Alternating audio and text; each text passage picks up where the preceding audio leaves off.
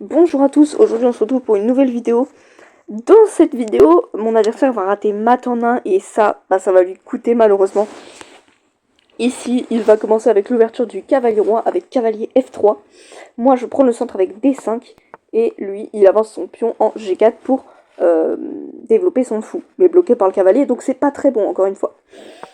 Donc le début, tout ça c'est très théorique, hein, prendre le centre, etc., développer les pièces.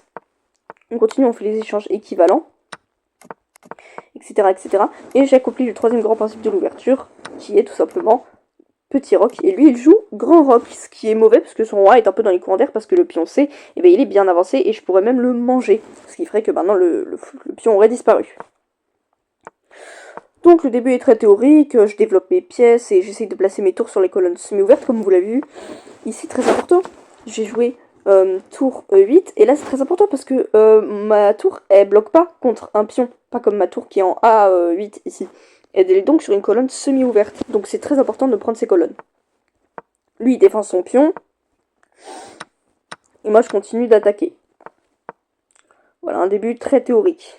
Hop, ici on fait échange de tours, on menace le fou, et attendez c'est là la dernière.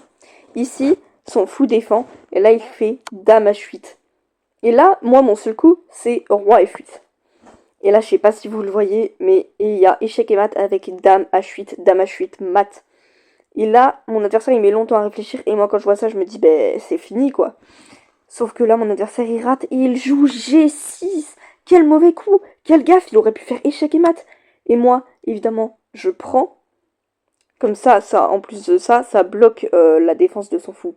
Et ça permet à mon roi de s'échapper au cas où il y ait dame H8. Il prend, j'attaque sa dame, il fuit. Et là, hop, je fais une attaque à sa dame, qui part, je mange le fou, il remange. Et là, attention, il y a un truc incroyable qui va se jouer. J'aimerais bien jouer dame D5. Le truc, c'est qu'il y a ce pion qui défend D5. Du coup, d'abord, je mange le pion pour lui faire échec.